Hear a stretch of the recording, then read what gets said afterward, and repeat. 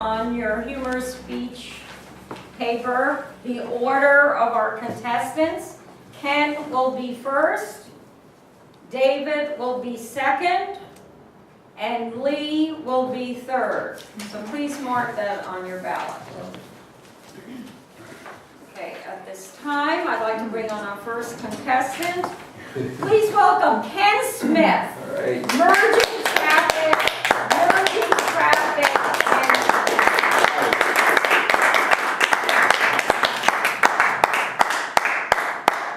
Thank you, Madam Toastmaster, fellow Toastmasters. A few years ago, Linda and I were coming home from Sacramento. We'd left Highway 80, we were going down 680 toward Benicia. It was very, very light traffic that day. And I was in my lane, which is, of course, the leftmost lane. And when we got about maybe 2/3 of the way to Benicia, maybe a little bit more, I noticed a car in the right-hand lane coming up rather quickly. Well, I knew, because there was construction going on the interchange at that time, that that lane was going to merge into mine. And we can't have that. This guy might actually try to cut me off in my own lane.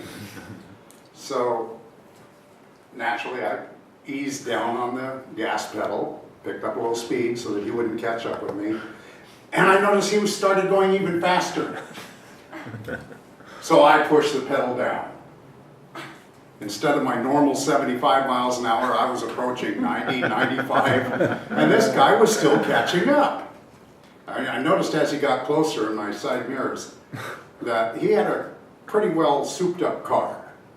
And I could see the kind of tires he had, and the suspension and everything.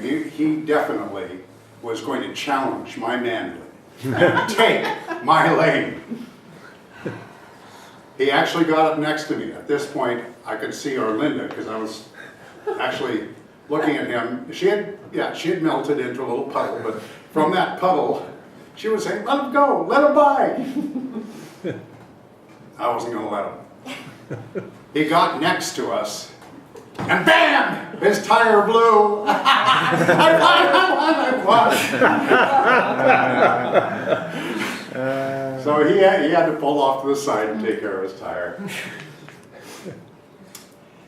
Did you know that the rules of the road are, on freeways, there is no right-of-way. Any lane is equal to any other lane for right-of-way. And it is up to the drivers to work things out among themselves. And I think this whole concept was created by men, so we can work out our aggressions with other men. It's different on highways. There are vehicle code rules about merging onto a highway. You have to let the people already on the highway have priority, and then when there's space you can move in from a parking lot, an alleyway, crossing the highway, whatever. But freeways, even the on-ramp is considered a freeway lane. Everything is. And merging is to be worked out among the drivers. So this is naturally, it had to have been created by men. Now, I was thinking, if that's a good idea, to have things work out that way among men, why does it only apply on freeways? Why can't we have it other way, in other places?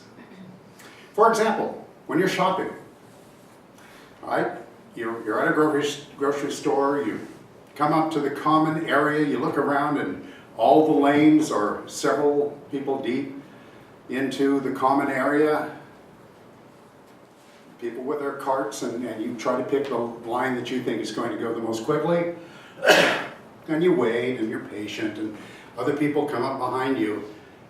And then somebody a little more aggressive decides he's going to push his cart in front of yours. Well, I would try to push mine a little further, but there's a guy standing behind his cart, so I can only go as far as his butt, and that's going to leave a gap, right? And a guy might be able to nose his way into that. So the woman would always say, let him in, let him in. But that's against our nature, isn't it? That's not. But sometimes I do, just let them in. Or another area. What if you're waiting in line at an amusement park or a movie theater or something like that, and someone wants to muscle their way in, shoulder their way in front of you? Wouldn't that be a kick? Why doesn't society have that as a standard? If we can have it behind more than a ton of metal with a V8 under the hood, why can't we just have it with a shopping cart or just standing in line at a theater? Or another place.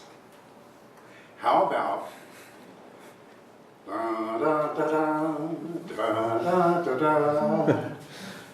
You're standing there waiting to be wed, and some guy decides to muscle his way in front of you to take the vows. And of course, the woman says, let him in, let him in. But then somebody else muscles his way in front of that one. And just as the preacher is about to pronounce them man and wife, a lady muscles her way in front of your spouse, and everything's said. Madam Toastmaster. All right.